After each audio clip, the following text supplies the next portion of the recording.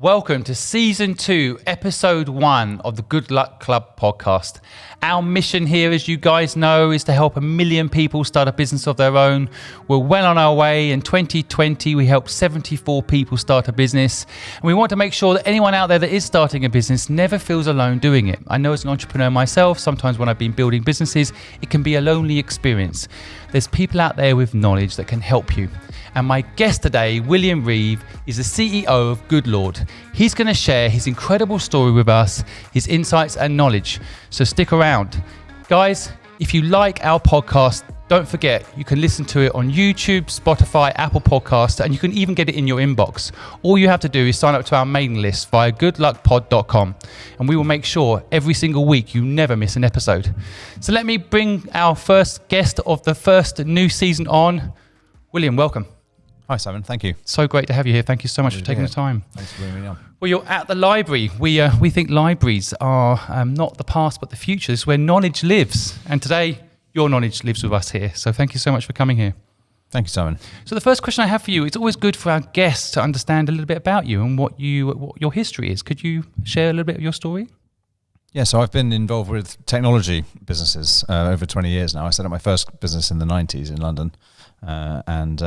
That was a business researching the internet. So it was a little bit like selling picks and shovels in a gold rush. But you always get tempted to dig for gold. And my second business was trying to be an internet company of its own, which became Lovefilm, the movie rental business, and which ultimately got bought to turn Amazon's service into Amazon Prime Video. And I've been involved with a whole bunch of other businesses as a investor or founder or coming in as an angel or a non-exec director, all sorts of things. I'm currently running a software platform for the lettings industry called Goodlord. What I love about talking to entrepreneurs is how humble they can often be when they've had tremendous success. So, a couple of things for our listeners. You sold Lovefilms for 100 million to Amazon. It sounds like the dream for a lot of people. In addition, I think just looking at your CV, it's mind-blowing what you've managed to do and achieve. It's quite a career. And so today, the business you're working on, tell us a little bit about what it actually does. So the business I'm working on now, Goodlord, is a software platform for the lettings industry, and we work through letting agents in the main, and they bring us the landlords and tenants who they're working with, so we can help all these guys make the process a bit easier. We're trying to make the renting process the best it can be, using the sort of digital technologies that people like Uber would use to make kind of booking a taxi as good as it can be.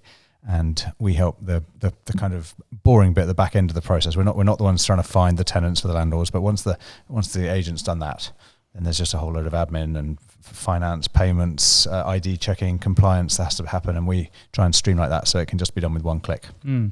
You mentioned a point earlier I want the audience to make sure they pick up on, which is this story about how if you're going to dig for gold, you shouldn't actually dig for gold. You should sell people the shovels to dig for gold. Yeah. Sounds like this business is one of those examples again. That's a philosophy really, isn't it? Most people, for example, will go straight to buying Bitcoin instead of perhaps thinking about the businesses that could serve the Bitcoin community, right? So how did you come about this business? Well, I think so. One of the common threads behind a lot of the businesses that I've got involved with is they have some form of repeat business associated with them. So subscription businesses, for example. So my first business, we sold research to big corporates, and they would pay annually up front and give us an ongoing annual contract. And I really like subscription renewable businesses. So then Lovefilm, of course, was a monthly subscription, a bit like the Netflix subscription these days. And then I've been involved with Graze, the snack food through the post business, where again, you're paying on a subscription basis.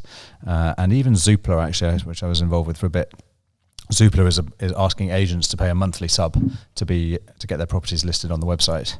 And Goodlord has a lot of that as well. We're asking the agents to commit to us on an annual contract. And it's a bit like almost phone companies selling phone lines. They pay almost for the line, but then they also pay for using the platform the way you pay your phone company for calls you make on the phone. And then we have the kind of predictability from the agent contracts, which will hopefully last for us for years and years and years. And it gives the business a sort of a high quality to it, because you're not having to fight for every little bit of revenue. You've got a lot of the existing revenue in the bag. Now, I know you also not only start your own businesses, you invest in them too. It almost feels like an old concept to talk about revenue up front, reoccurring revenue. These days, I'm sure you've seen the same. Most of the pitches I get is like, this is the brilliant idea. When you ask about revenue, it seems to be the last thing on people's minds. And I'm always thinking about my listeners that are building businesses out there that, do hear these businesses that don't have any revenue stream and just raise lots of money. What's your view on that side of things? That's a really good question, Simon. And I'm afraid I'm the old man of the hills on this regard, because I was involved with the internet in the UK as its very first incarnation in the 90s. And back then, literally, people would say, like, revenues is an old-fashioned concept. We should be measuring the more important things like eyeballs, and, the valuations that they try and sell the company for would be based on the number of eyeballs they had, and this many dollars per eyeball and stuff, literally. And I think, actually, the internet and technology businesses have grown up a lot in that respect. So, for example, one of the wunderkinds these days is Zoom, isn't it? Which, of course, with the lockdown and so on, Zoom's done really well. But Zoom is offering video conferencing really easily and video phone calls really, but you pay for it. And it's got a freemium model, of course, so it's free for something, but you have to pay for more. But 20 years ago, the wunderkind was Skype, and it was basically just free, and the disruption was free, and sort of having to charge was a bit of an afterthought. And I think that's quite typical, actually. That I think these days, most of the sort of wunderkind, sort of sexy kids on the block, do at least care about revenues. They don't yet care about profits. That's probably for the next 20 years, but they do care about their sales figures. Yeah, it's definitely, it's interesting, the concept of making money in a business is so 1990s. Well, it really is important. 1980s.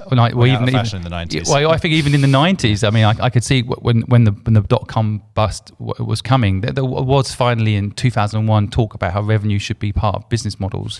But now back I would say in the last 10 years, it's back to it's just about growing and becoming as big as Facebook or as big as YouTube, and not realizing. I saw the pitch deck for YouTube. They actually had a revenue model in there. Right, yeah. So a lot of people think they never had a revenue model. The fact that Google then bought them, and Google was able to monetize it differently. I mean, originally YouTube's monetization was people would subscribe to that channel and pay to subscribe to that channel.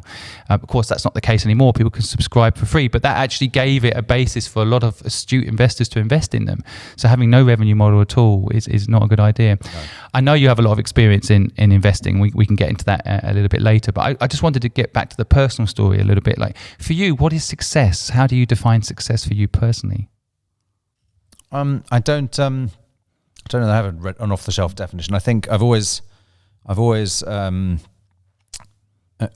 to get involved with stuff where you can win, and I've always benchmarked myself against the best thing in the market, I think. And I did that even as a kid. I was a teenage computer geek as a kid, and I was in my school. Luckily, had a really sort of quite an active little club of us geeks, and we were all into it. And we got a bit of help from a couple of the alums who were in their 20s, but had set up sort of technology companies up in Cambridge, where there's quite a lot of that going on.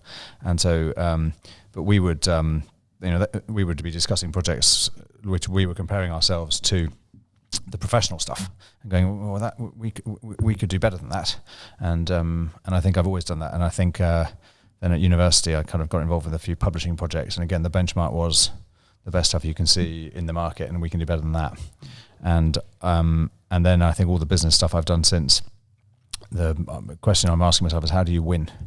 And one of the things that took me a while, actually, in the Lovefilm situation, for example, was I could see Netflix, and the model was kind of working reasonably well in the US, but there were several people already doing it in the UK before me. And I was like, I'm not interested in being a number 5. I only want to do it if I can be a number 1. How am I going to do that? And it took me a while to find the right answer to that question. So I think, and you can be successful in quite a niche thing, and it's still very, you're still going to feel it's a very fulfilling, rewarding thing to do. You don't have to be a global business to be successful. If you're very, very good at your job, even if your job is keeping the local community, like giving them the best coffee that they can get, that's a way of being successful too.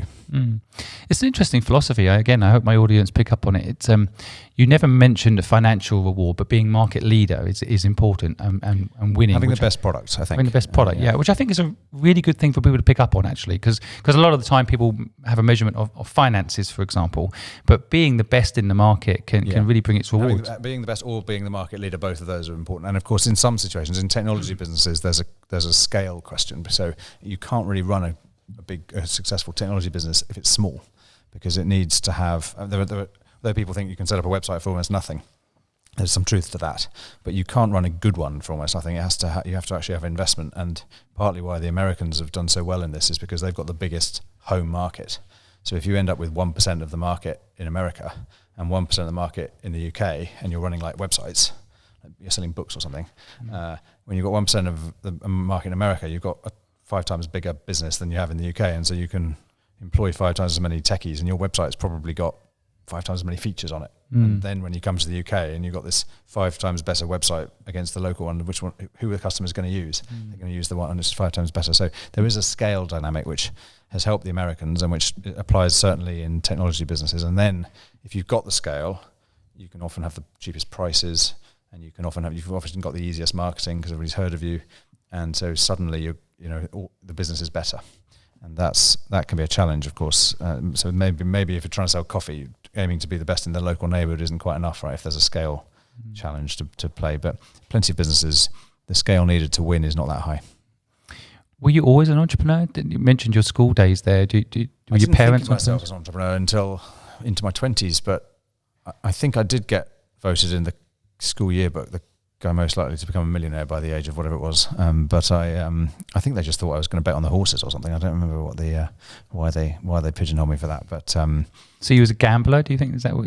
No, I think it was partly because of the computer stuff I was doing. I published some stuff professionally actually as a when I was a kid. So I made some money out of that, and I think the rest of my class thought, well, he's got a head start on us there, hasn't he? So he's probably the most likely to be the millionaire of the class. But I don't think that was quite the same. I didn't think of that as being an entrepreneur. I thought of that as being good at computers. Interesting how the classification of entrepreneurship kind of gives a certain image in your mind and the reality of what is an entrepreneur, right? I mean, the Google founders, technical people, they're entrepreneurs. Yeah. Perhaps not seen as entrepreneurs. That's a really good point, Simon. And I was talking the other day to one of my good friends who was one of my close kind of friends as a computer geek back in the 80s. And he's gone on to set up a very successful software business. And we were talking about, when does it occur to you, like, that you knew what you wanted to do, you wanted to be a software engineer? And he said, well, it was back when we were messing around with those computers back in 88, whatever it was. And I was like, really? I mean, you thought you were going to set up a software company? And he's like, well, yeah, it was sort of obvious what we were doing. And that penny hadn't dropped for me for another 10 years. I think the penny doesn't drop for a lot of people listening out that are in university, coming out the other end with a philosophy degree, for example. They think they're going to go get a job, but they can actually, of course, use that to start a business. I think it's another interesting point there. Having exposure at a young age to people that were entrepreneurial. Right. Kim Spencer-Jones, you said, right? Kim Spence-Jones. I mean, people like him, I think, are actually crucial in your development. Right? You need exposure to that way of thinking to open up that pathway in your own brain, right? So, yeah. I know this question must get annoying if you've had a big exit, so I know it must be annoying. But my audience, I know, will want to know, what was it like to kind of get $100 million check from Amazon? Was it as simple as it sounds? Well, was it a big process? So to be clear, actually, the number was a bit bigger than that, but it definitely didn't all land in my pocket because we'd had to raise a lot of money to build Lovefilm, and so actually we had a whole load of different shareholders, and I think I was the biggest of the management shareholders, but I owned a very small percentage of the company. So I'm afraid my check was not big enough to buy the sort of houses you'd find not far from here, and which is still quite a lot of money. Let's be clear, but you know what I mean. I know what you mean. But again, the headlines is always founder of a company sells it for $100 million. Yeah. I think it's important nuance you're highlighting here, because for a lot of people they misunderstand, and that sale happens, they think that's it, and it's just the beginning of your journey, wasn't it? Especially in the world of technology investing, where you'll see some headline that says, I know Monzo's raised monies and is worth over $1 billion, and there's actually all sorts of traps for the unwary when you see those headlines, because nobody's necessarily sold any shares, and there's a big difference between a valuation when you raise money and valuation when there's a check landing in somebody's bank account. Gymshark's had that. Gymshark's this 1.4 valuation. Ben, the founder, be very transparent. Actually, he's got no money from it. Exactly. It's literally money coming into the business to buy out old shareholders, and then money used to grow the company. Actually, it doesn't mean he's got that money in his pocket. No, correct. And I mean, for me, actually, the transformational moment was when I sold my first business, which we hadn't raised any money for. So my business partner and I owned essentially the whole company between us, and I was in my 20s. I didn't have too many commitments, and literally there was a 7-figure number sitting in my bank account sort of a week after the deal, and I became a shareholder in the publicly. We sold it to an American company called Fletcher Research, which is publicly listed, and I became I think I was the second biggest individual shareholder in Fletcher Research, and can look at the share price on the screen. It's there. Amazing. So that did change my life, and that was a brilliant moment. And I think it's given me a bit of perspective now on one of the challenges that sort of you hope to get to, and which is a good quality problem when it does happen, is if you're doing pretty well and somebody offers you a life-changing amount of money for your business, do you take it, or do you go on for more? And of course, people thought, was it Zuckerberg was mad when he turned down selling $1 billion. Yeah, that's right. Yahoo says he wasn't mad, but you've got to really know yourself to make those sorts of decisions. Well, as someone has also had an exit, I sold my company Fluid to PwC, and it was like you say, I was quite a significant shareholder in that business, and there's a couple of learnings that we can talk about. I think you've had the same, which sometimes having an investor is a good thing and a bad thing. You've got to be aware of that when you're taking on investors. Right. Later, if you have an exit, you have less, but you might not even have that business if you didn't have the investor. So there's give and take. It might not be as big. Might not be as big. Would Lovefilm have got to the stage and totally scale it got to without the investment we took? There's a place for investors, but not in all businesses. A lot of people reach out to us. Look, they just want investment and they don't need it. That you can build the business on cash flow and hard work, but that's a harder route, I guess. But equally, when I sold the company, I don't know your feelings. There was a slight emptiness for a short while where you're like, well, okay, I've sold that. Now what? And so sometimes just building a business you love, there's a lot of merit in just that, right? No, and you'll hear entrepreneurs talk about their business as their baby, and I've never had a baby, so to be fair, I'm not sure. Me neither. I physically can't, but I do think there's something to that, and they're very emotional things, and you're creating something which means a lot to hopefully a lot of people, and just the team at the office is a big part of kind of what's fulfilling about doing it, and certainly it's one of the things I really enjoy at Goodlord is with the sort of team and culture we've created there. Is just a really positive, fun place to work, and I really enjoy that. And I know a lot of the guys there seem to enjoy it, and there's something which to the extent, thankfully, it's hard to imagine we'd suddenly sell it and have nothing left to do the next morning. But I think to the extent that for the sake of argument, I'd say goodbye to that business. There'd be a big hole in my life. Yeah, that's the thing about building businesses that I think a lot of people don't quite grasp when they're building a business. So I see it in pitch decks where people are like, we're going to build it up, and in 3 years, Amazon are going to buy it, and then it doesn't happen. I've seen that pitch deck. Yeah, probably. Yeah, it was probably your pitch deck. But the thing is that the truth is, you as a founder of a business, you should never have that attitude. I think you should build a business that you love and build it out, and I think that's an important message to get across to the listeners. Right. I actually do have a 3-year-old. I didn't have the baby, my wife did. But it is on reverse, the hardest thing I've ever done is bring up a child. I always thought building a business was hard. So again, a lot of our listeners, that single mums trying to build a business, for example, I mean that is a hard job, bringing up a child. But I do think that having a strong love for your business is very important, and it is something that gets overlooked. So how did you fall in love with your present business? Did it happen instantly? Was it you woke up one day with this idea and that was it, or did you buy into someone else's business? In effect, I bought into somebody else's business. I didn't. It wasn't my business. I didn't set it up. I actually got introduced to it by one of the investors in the business who I worked with before and was an investor in Lovefilm and then Zoopla, and I'd worked with him in that. And actually, because Zoopla was in the property space, that was a point of connection to the Goodlord business, which is in the letting space, very similar. And when I first met the business, I definitely wasn't. You're not going to fall in love with somebody else's business on day one. It was a process much more, I suppose, like meeting the person you're going to get married to. It takes a while, and you're not going to get married on first date. And but I liked the team that I met straight away, and they were looking for somebody to help the business grow, and had a bit more experience than they had in the team. And I made initially a temporary commitment. Yes, we'll go on a couple of dates, type of thing. And then one thing led to another, as these things often do. And I found myself really getting to like the business and getting to like some of the opportunities I saw and some of the people I hadn't previously met. And then we found ourselves getting to a position where we could raise some more money and succeed in raising money. And of course, that led to a bit of a commitment question, like how committed are we here? And by that point, I was ready to make a commitment. And actually, the business was happy to make a commitment to me, and I was happy to make a commitment back to it. So it was a 6 or 9 month process. That process. You're highlighting something that I think is very important for listeners to pick up on, which is when they're trying to get an investor or a co-founder on board or a partner on board, take it slowly. I mean, I literally had someone yesterday like give me money. And I said, I need to look at the business. They're like, it's a yes or no, Simon. I've got other investors. You're like, it's a no then. Even if the business is the next Facebook, like it doesn't really matter because it's really about relationship and people shouldn't rush these things. That's right. One of the lines I've heard on that is it's lines, not dots. Right. It's lines, not dots. And, they want to see the line going upwards and to the right. And, so first meeting, first call, whatever, is a dot. And hopefully by the time you've got the next meeting, there's been some progress and you move in the right direction. And then hopefully even the second meeting is not going to have a second meeting. And but by the time you've had 5 meetings and a few phone calls and they've seen the business progressing and so on, and hopefully it's moving in the right direction, then you've got a line. Then you can back a line. You know where the line's going to go in the future. Yeah. I think the other thing that's really important is this concept that for a lot of people, they're looking for investors. I know a lot of our listeners do.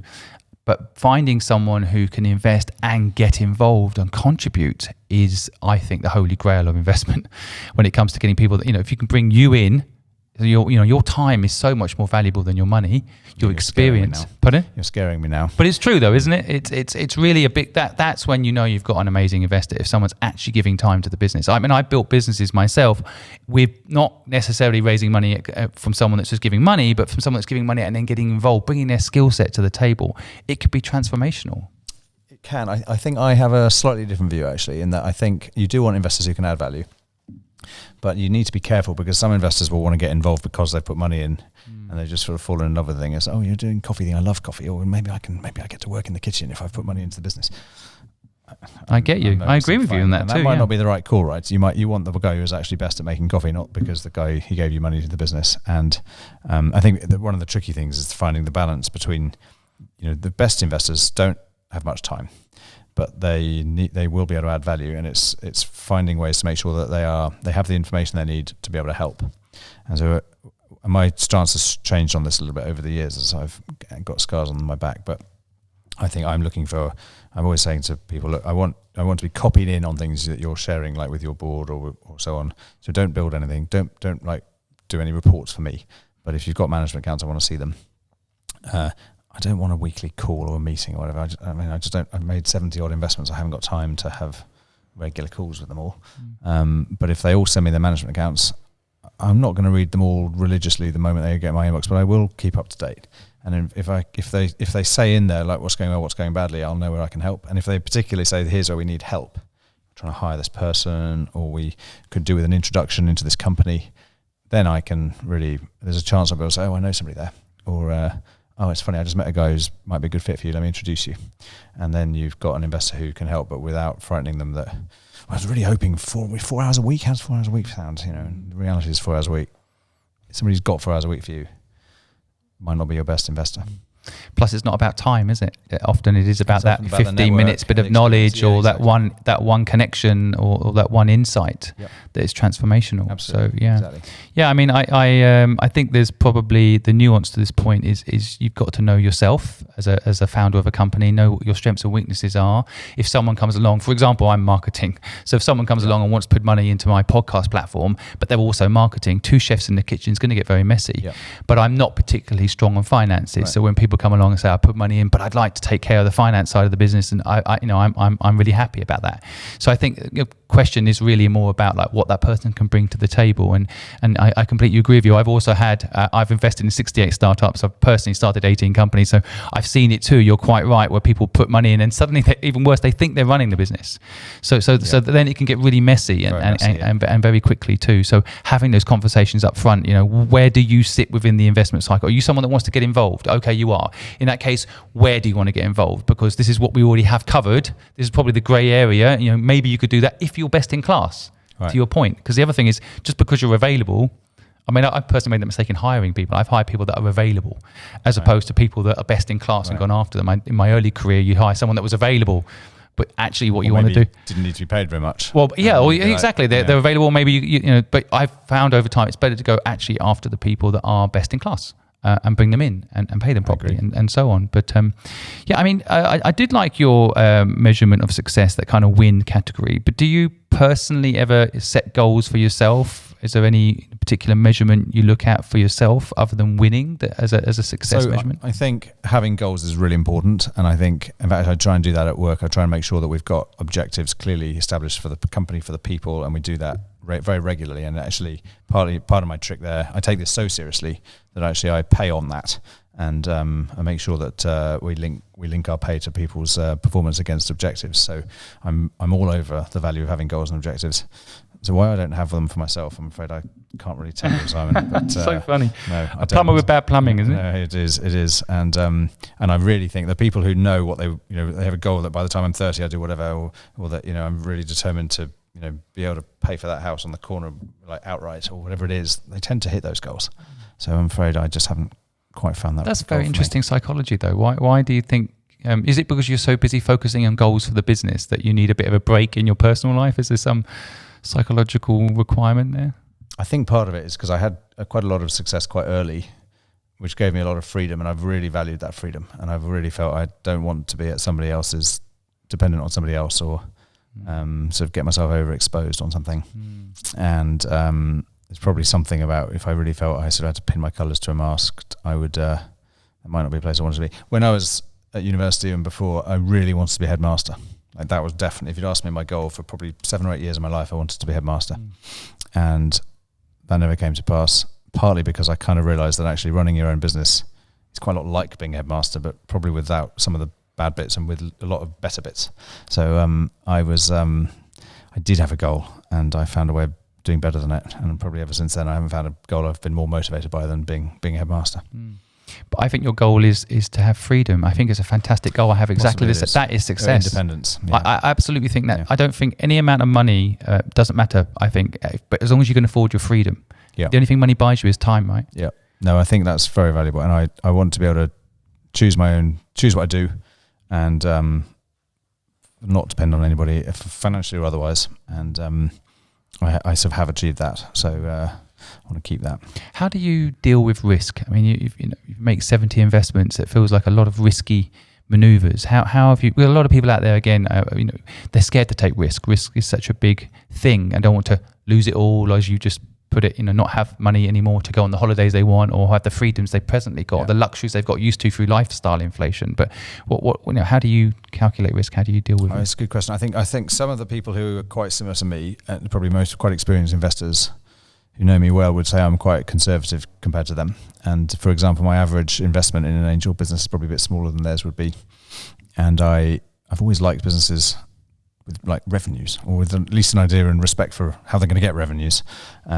Whereas plenty of technology investors would be much more, shall we say, risk tolerant than that.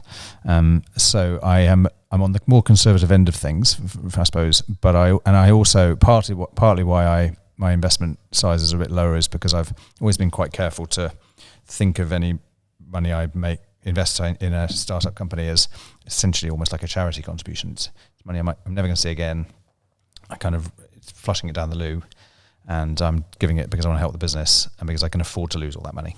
And if it then turns out to come back to me in any form, it's a bonus. I'm delighted. But I think that's how I viewed that. So I've never been upset about one of those investments going wrong, which sometimes they do. And I've managed the kind of core part of my sort of financial affairs fairly conservatively. I've always been somebody who's been a natural saver. I sort of track stuff, quite geeky like that. And it's given me probably the confidence to know what risks I can take and how to manage them.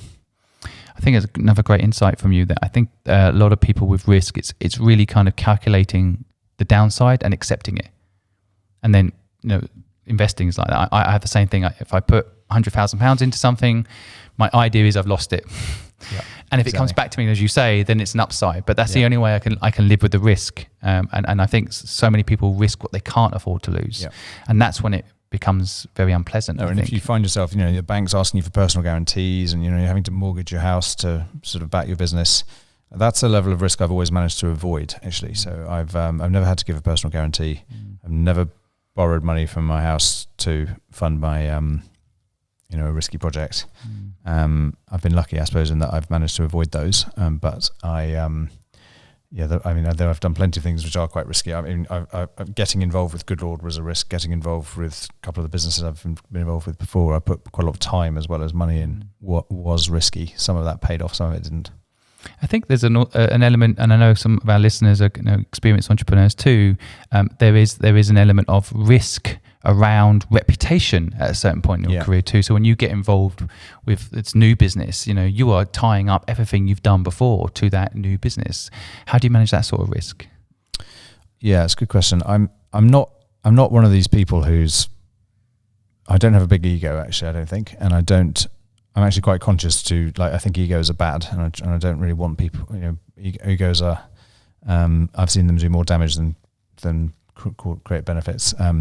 And I think your reputation is your ego to some extent, and I'm pretty relaxed about it. And you won't catch me, touch wood, bragging or sort of spinning a story or kind of tip-exing out things from my CV or whatever. And I think I do my best. I try and act with integrity.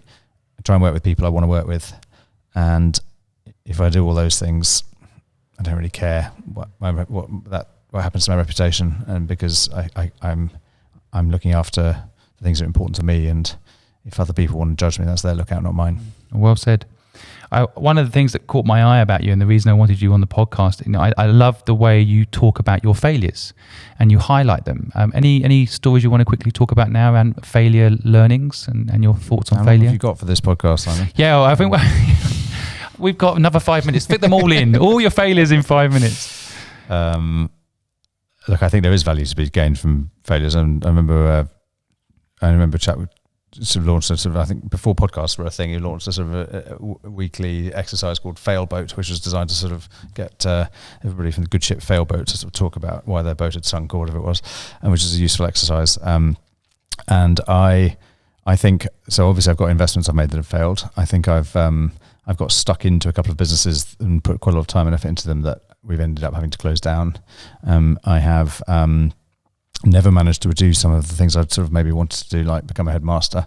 Does that make me a failure? Perhaps it does. Still time. I'm seeing MBA Harvard teacher in your future. Yeah, who knows? I'm not sure I'm ever going to be an Ibiza DJ, but again, never say never. And I've made some very bad decisions, such as selling. So I was one of the first 4 shareholders in Zoopla, and I sold quite a lot of those shares far too early, for example. So I have a whole bunch of regrets, but I do try and look forward, not backwards. And I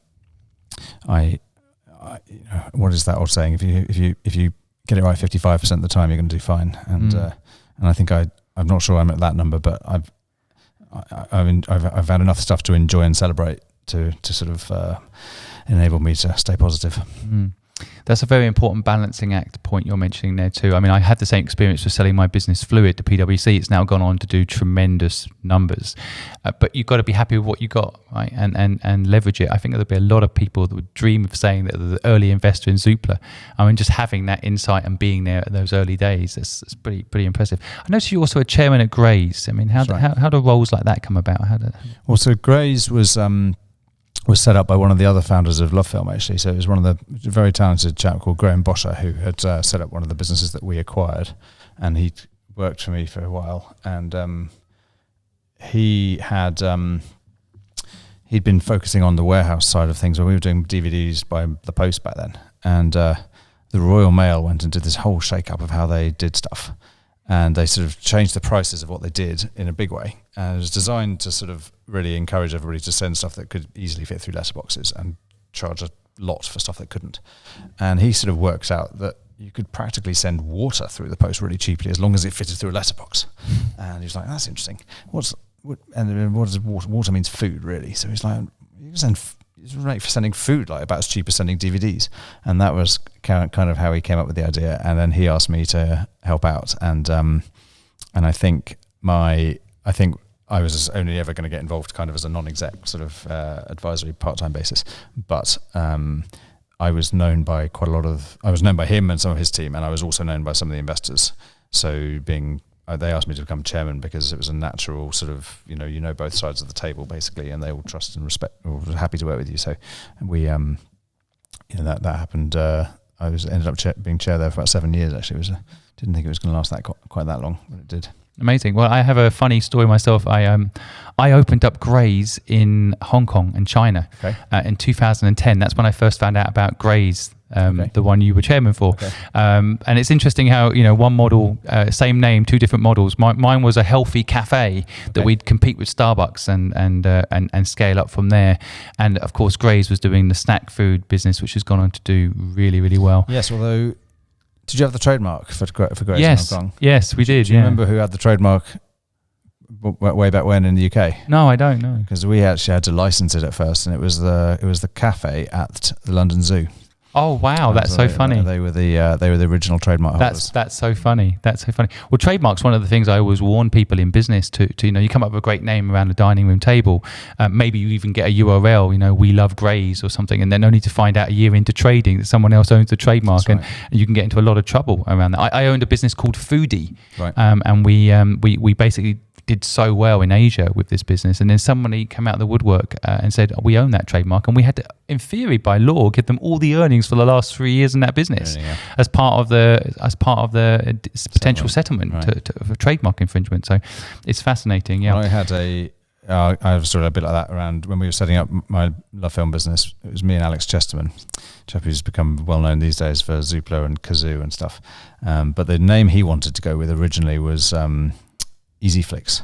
Right. And luckily, before we got too far with that, we realised that Stelios was going to have a view on this. Yeah. And Alex went and got advice, and he was like, we'll win this. It's ridiculous. You can't just trademark Orange and Easy or whatever it was. And anyway, he was really getting quite determined to I like fight his them. name, let's fight them.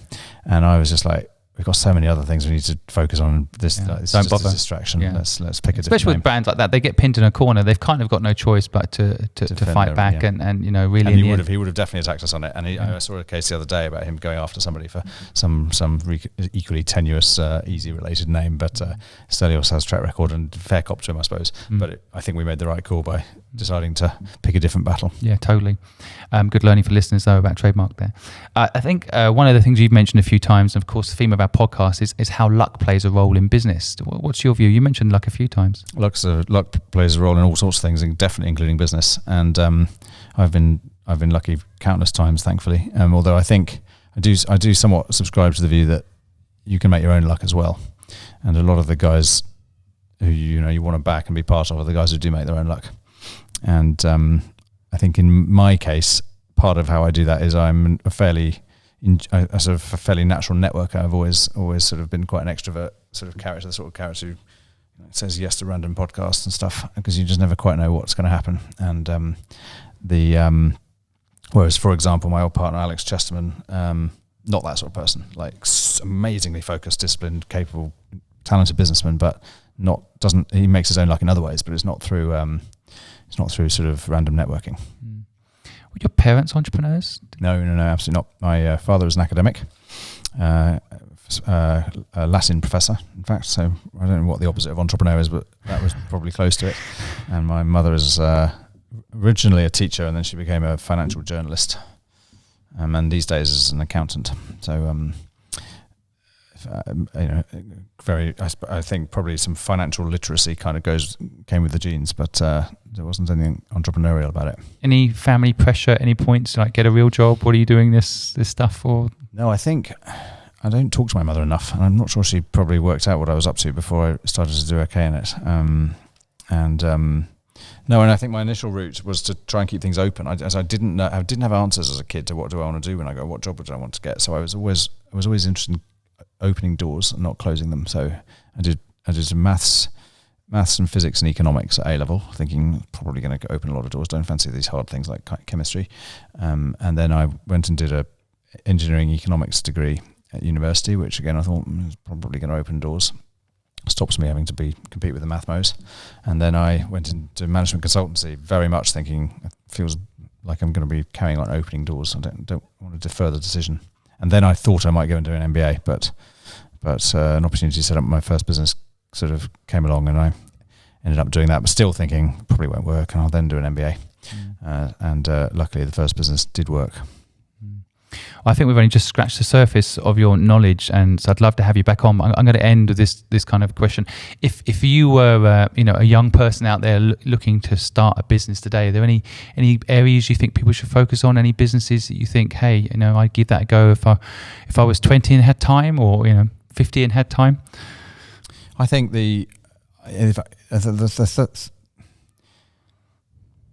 I think the thing I'd think about now if I was a young person, or the message I'd give to like myself 20, 30 years ago is there's no value in new ideas. Don't worry about a new idea. You've just got to copy something. And it's far easier to copy something than it is to invent something. Imagine if your job is to make wheels and you've never heard of a wheel before, versus you've seen a wheel and you just have to copy it. Like it's put a car on top of it. Yeah. Yeah. So, and the reality is, most businesses you can create something unique by copying something really easily, because maybe it's just like the first organic coffee place in your neighborhood, for the sake of argument. It's got its own point of view then, doesn't it? But it's not you're not inventing a wheel from scratch. I really like that insight, and again, I think for a lot of people, the word copy sounds negative. Exactly. Because I've lived in China for a long time, people are like, China's copying. Well, actually, they weren't copying; they were evolving and adapting to the market they were in with things. That was a misconception for people in the West, thinking China was copying. That's why today you have things like Alibaba and some of the things they've done now being copied by Facebook. Exactly. Facebook's copying. It's China social media. No, copying. If you can see something working somewhere else, copy it. Right, and, evolve it. Put your own spin on it, your own brand values on it, right? Yes. Or your own ethics, or your own, whatever, to give it something new and fresh. But Facebook is a copy of MySpace. I don't mean go and create another organic coffee right next to the one you want to copy. Right. I mean, but you can see the bits that work, and don't sit there and say, I want to do my totally new thing. Nobody's ever done it before. If nobody's ever done it before, it doesn't mean they haven't actually. It just means it hasn't worked. Right. So why don't you copy the stuff which you can see working instead? Totally. And it's very interesting, because I think every business I personally ever started, I mean, even this podcast show, someone said, Simon, how many people doing podcasts? You've missed the boat. I'm like, so? No, and I enjoy it, and I think I'm adding value to the world by doing it. So, and I bet you're looking at other successful podcasts and getting ideas from them. And going, hang on, that's a good idea. I can do a bit of that myself. And that's if you're not doing that, you start doing that. But the other thing I know you've done, from your CV, which is just mind blowing. I think the other angle to it is it's not just looking at your competitors. I'm not just looking at podcasts, for example, and comparing. I'm looking at what Google have done and comparing. Like, how can we turn our knowledge into a search for entrepreneurs, for example, right? So I think evolving it beyond the podcast and not just necessarily staying in that category, right? So it's definitely an interesting insight. That's right. Yeah. Well, look, thank you for taking the time to come and talk to me and the listeners today.